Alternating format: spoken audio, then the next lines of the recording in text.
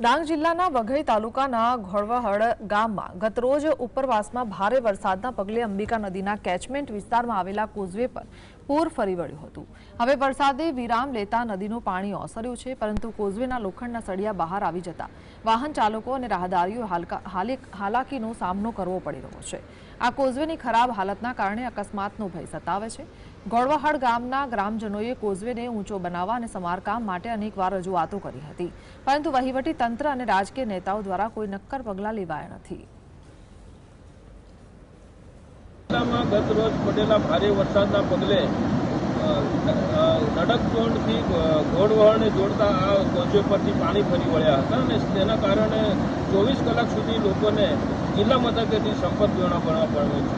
તમે જોઈ શકો છો આ કોઝવે જે સામાન્ય વરસાદમાં પણ ઓવરફ્લો થઈ જતો હોય, અહીંના ગ્રામજનો દ્વારા સરકારને અવારનવાર આ કોઝવે ઊંચો બનાવવા માટેની માગણી કરી છે, પરંતુ આજ સુધી એમની માગણી સંતોષાઈ નથી। આ જે કોઝવે છે એને ગત રોજ પડેલા ભારે વરસાદના કારણે એના સળિયા બહાર આવ્યા છે। એના કારણે અહીંથી આવન જાવન કરતા રાહદારીઓ સહિત ખેડૂતો, પશુપાલકો અને વિદ્યાર્થીઓને પણ ભારે આ કઠિનાઈનો સામનો કરવો પડે છે।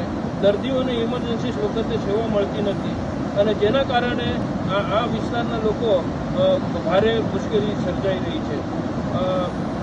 પાંડુ ચૌધરી, GSTV, ડાંગ।